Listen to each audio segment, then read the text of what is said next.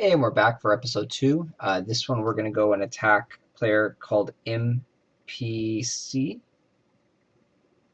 So thankfully someone told me there's an actual search bar now where you can search for players up there. It's such a godsend in this type of environment, so you can find anyone you want.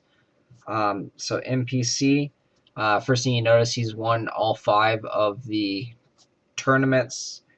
So that shows you that he has put a lot of time and effort into the game, because winning the 5th tournament, you have to attack over and over and over again to get thousands of medals. So first look at his base here. First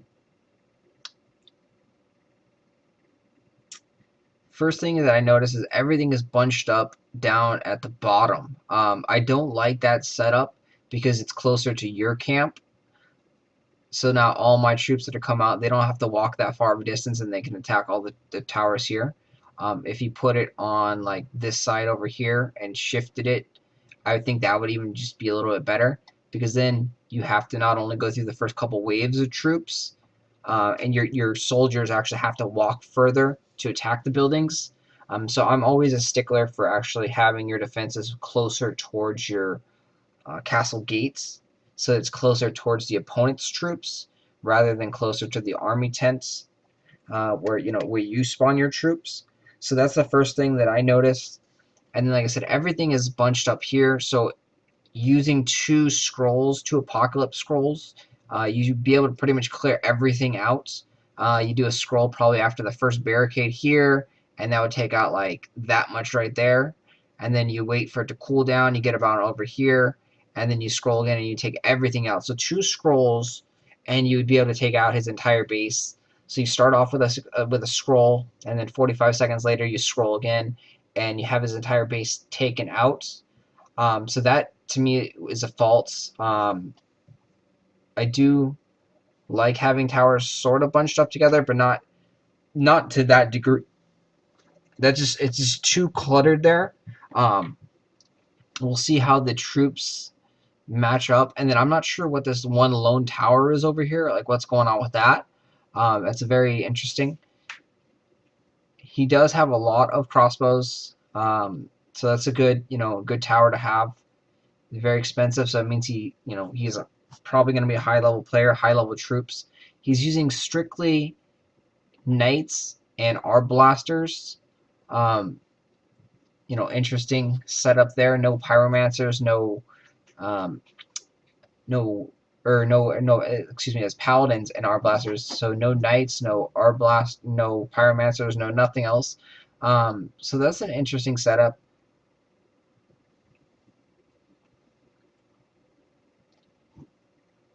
So in thinking, all his wave troops are probably going to be at 16 points, and they're probably going to be 4 paladins and 1 arblaster in there, because the paladins cost 3 and the arblaster costs 4. So that's going to be very interesting.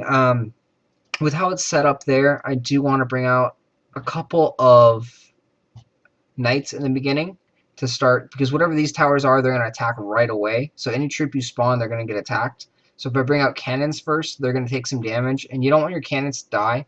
So I'll bring out a couple knights first, and then we'll bring out a few cannons afterwards, and we'll see what it looks like. He does have a lot of gargoyle towers, so we'll probably be doing a lot of cannons.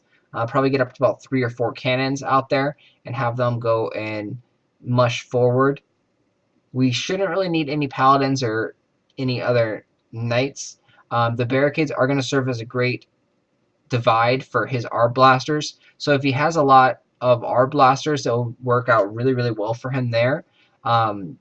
With this type of setup, I almost would like to have more arblasters than more paladins. So if he had arblaster first, I think that would be a better defense, because they're going to be sitting behind all these barricades shooting, and so they're going to be out of range of all the melee targets and all the close skills. So the only skill that will hit him is the sword rain.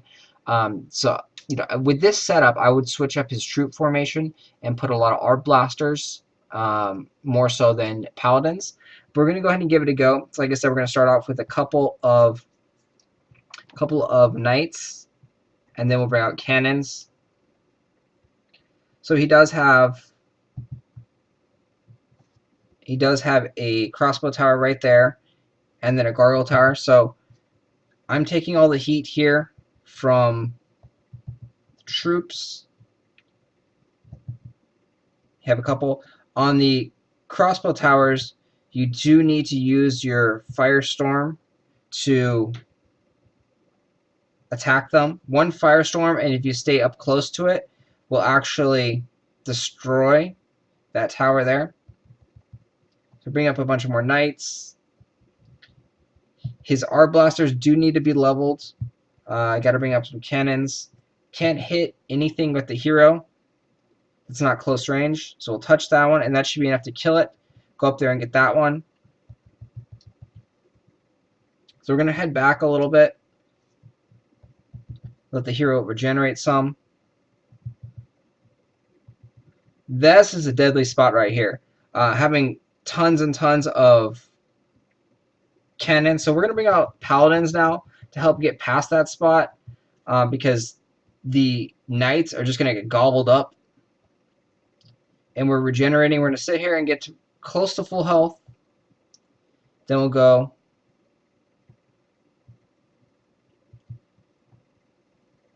bring out knights, and then now we'll start summoning out a cannon again.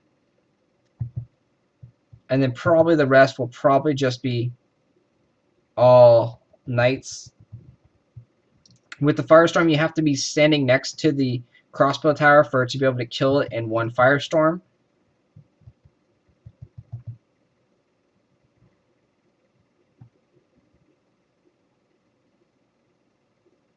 As we're saving up our fire, because there's a lone tower over here. We don't know what that is. If that was another crossbow tower, it would be nice to have. We're bringing out knights. They're not going to get here, unfortunately, in time. We are going to get to his castle gates.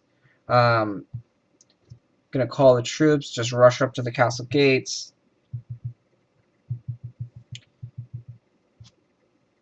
Summoning the troops now does nothing. But I'm going to get up here and do as much damage as I possibly can to the gates. So at least we'll get a little bit more percentage. So you can see, all in all, he has tons and tons of crossbow towers. Those things are really good, but the setup, it just didn't work out too well. He had too many paladins and not enough art blasters there, and his art blasters were too low of a level to really stay alive from any of the sword rains that I used.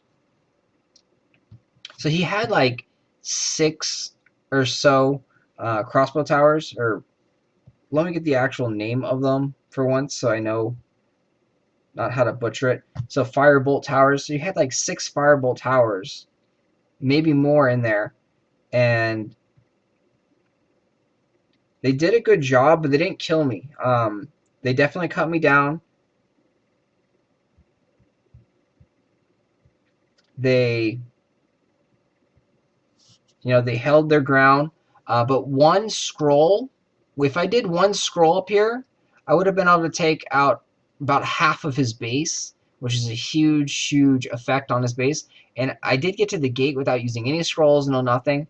And so if one scroll takes out half his base, that saves me a good probably 20 seconds. And now all my troops will be able to get there, and I'd be able to take out his base. So I'm saying with one scroll, one apocalypse scroll, you should be able to defeat this base.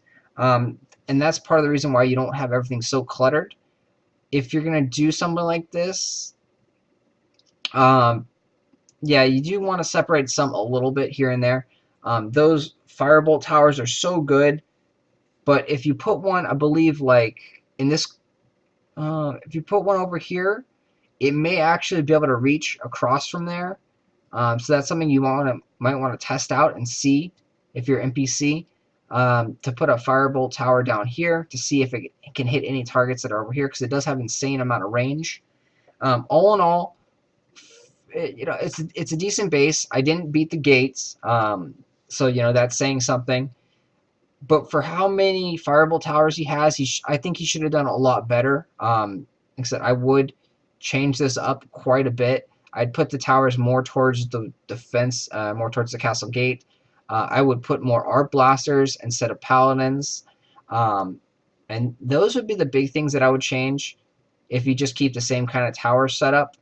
I would move a couple of the towers over to the sides over here just to hold people back a little bit. I wouldn't have all the barricades right in the second, because if you move up and you go like right here and you do a scroll, I think it might even hit those barricades over there, depending on how much you can see on the screen. So that's the only downside I can see here, is if someone's going to scroll, I think you can take out most of his base if you're like right around here. So that's something that you don't have everything so bunched up together. So my rating for this would probably be about a 7 out of 10, going on my 10-point scale. And, that's going to do it for the space. Great job there. Definitely do like the amount of firebolt towers you have. Those are great. Those are one of the strongest towers in the game, and I definitely love those guys. Work on building up the art blasters and maybe tweaking the towers a little bit, but up to you. Like I said, I gave you my rating of 7 out of 10. And please give me any other bases that you want to attack and have tested out. I love doing this kind of stuff for you guys. And please subscribe.